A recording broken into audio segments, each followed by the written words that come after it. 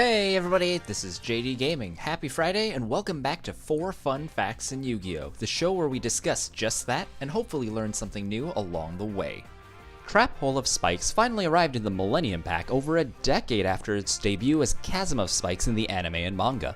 The reason this card was renamed was because the original name contains the keyword pitfall, which is the term for the trap hole series in the TCG. The Chasm was actually one of Joey Wheeler's cards and appeared on 2 occasions. The first was when it successfully snared Bandit Keith's 𝗪𝗚𝗧𝗛 in the Duelist Kingdom quarterfinals, and the second was when 𝗪𝗚𝗧𝗛 Jinzo demonstrated its ability. The real-life card reads, when an opponent's monster that was normal or special summoned this turn declares an attack, destroy the attacking monster, and if you do, inflict damage to your opponent equal to half the original attack of that monster. By this text, destroying the 3000 attack 𝗪𝗚𝗧𝗛 would lead to Keith losing a whopping 1500 of his starting 2000 life points. Because the scale of the game was much smaller for Duelist Kingdom, the original manga and anime versions of this card only inflict 1/4 of the attack as damage, which is a very unusual fraction in Yu-Gi-Oh! Our favorite American duelist is the owner of our next card. Blast Sphere was a nasty machine in Keith's arsenal that strapped itself to an opponent's monster, destroying it to inflict damage. I remember wanting this card way back when it was a Jump subscription promo, and now that I think about it, I'm pretty sure I forgot to pick this one up. In the TCG, you need to set this level 4 monster, and it automatically attaches to an opponent's monster that attacks into it. But in the anime, Keith normal summons this 2900 attack behemoth that's somehow still a level 4, then gets to immediately choose to attach it to Joey's Red Eyes Black Metal Dragon.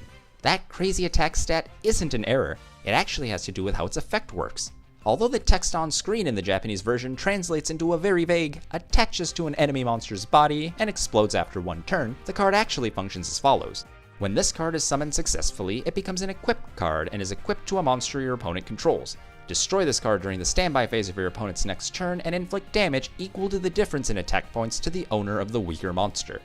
In the context of the episode, the adhesive explosive clipped onto a 2800 attack Metal Dragon, which would have hit Joey for 100 points. However, he activated his equip spell Dragon Nails as a spell speed 2, right as the turn ended.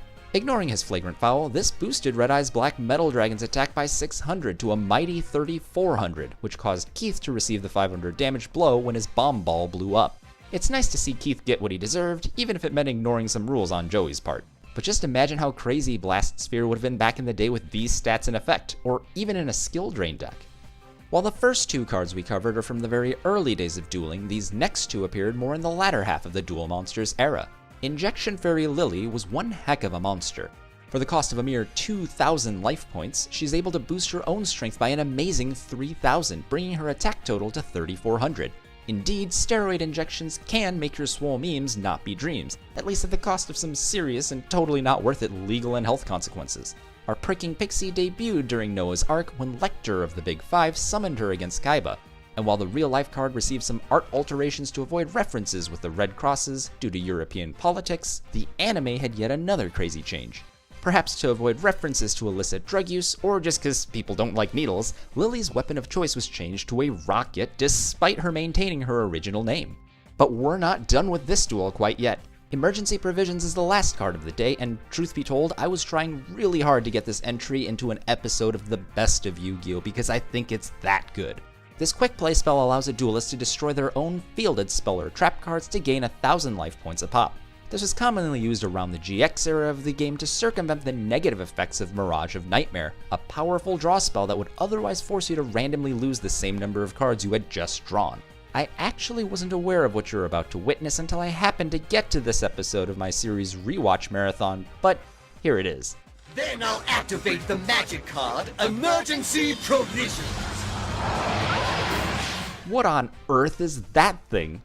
I thought maybe it has to do with the original art, so I checked, and yet there was no change made to this card at all. Would it have been too weird for a player's face-down cards to turn into canned rations to boost their life points? Maybe, but definitely not as ridiculously unexpected and inexplicable as this. And there you have it, 4 fun facts about some anime adaptations in Yu-Gi-Oh! I invite you to share your favorite changes down below, and as always, I'll see you guys next Friday for 4 more fun facts. That's the end of this video, but there's plenty more where it came from. I invite you to explore the playlists on screen to see what else I have to offer, and if you really liked what you saw today, consider subscribing to JD Gaming for more Yu-Gi-Oh! Videos. Thanks guys, this is JD Gaming, hope you guys enjoyed as always, and I'll see you guys next time.